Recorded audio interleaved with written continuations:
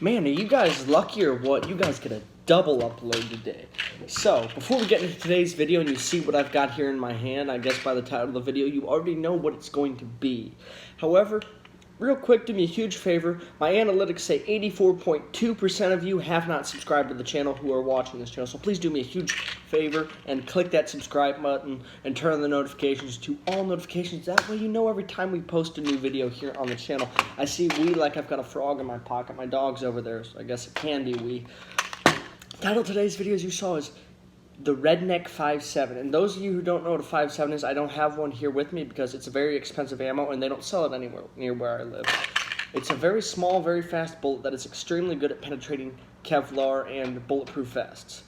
Now, I've heard this from some people, some family members, and a couple law enforcement officers that a 22 mag has not the same ballistics, but similar in the way it is made and the way it works. So I'm definitely going to be trying to see if it can penetrate some Kevlar. I do have a Kevlar vest and a flak jacket, so expect that video to come here soon. But you know, I was thinking, if you want to penetrate body armor, Kevlar, whatever, you got to move fast.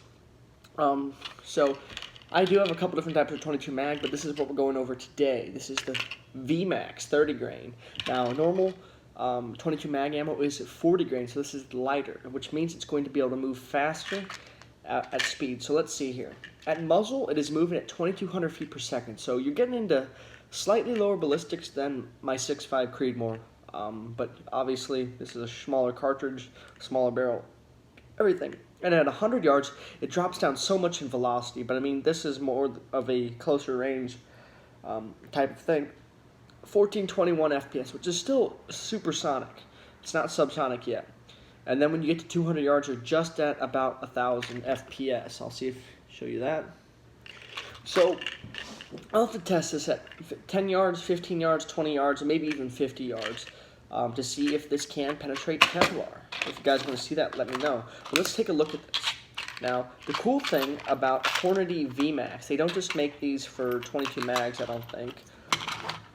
But the cool thing about them, instead of having a regular copper-nosed bullet, they have a polymer tip on them.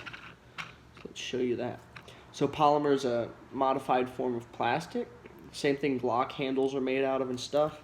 So it's lighter, and it allows better penetration and better aerodynamics. 22 mag compared to a 22 long rifle. 22 mag is this long. I don't have a 22 long rifle on me. 22 long rifle is about the whole bullet is about half the size of this casing, so you get exponentially more powder here and more power. Now, I don't know how much more foot-pounds of energy you get in this because it's the same diameter bullet, but I would assume that it has to be a little bit more because, I mean, you've got all that power, it's moving so fast.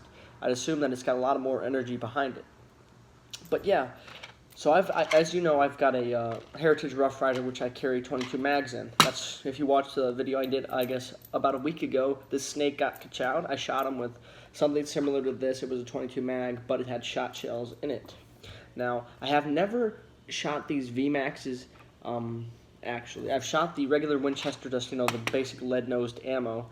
That is pretty basic for, you know, most target shooting. The reason I haven't shot this stuff is fairly expensive. You can pick up a brick of 22 long rifle for like 20 bucks, but 50 of these are $13 plus tax. Where I live, it could be different where you are. But so that's one of the reasons I don't shoot my 22 mag too much. But I mean, I've heard that, you know, it's got similar ballistics to the 5.7, like I was saying, and if you can get at a good, you know, at a good enough barrel length. For example, if you've got like a short revolver in 22 mag, it's obviously probably not going to have enough velocity to get through it. But I mean, I'm interested to see. It does say on here, warning, range 2 miles or 3 kilometers. So I mean, obviously, it's moving at butt naked speeds. Let's see. But anything moving at 2,200 feet per second. So if you can calculate 2,200 feet per second, and by the time it gets to 100 yards, it loses almost 500 FPS, which sounds like a lot, but I mean, you've got such a small bullet. I mean, it's kind of almost, it's understandable why that would happen. But yeah, this is definitely a Redneck 5.7, if I've ever seen one. And they do actually, I think Caltech makes a handgun. I saw it on Demolition Ranch's channel. they've got a Kel-Tac 22 mag that holds like 20 rounds in the magazine of this stuff. So I mean, and that was actually issued to some law enforcement agencies for the exact same purpose that the 5.7 is now issued to law enforcement and military around the world. So definitely, we will have to try this out. I mean, look how cool they're stacked in there. That kind of looks really neat. But yeah, that's all I have for you guys today. Thank you for watching this second video. Again, click that subscribe button if you haven't, and I will see you guys tomorrow.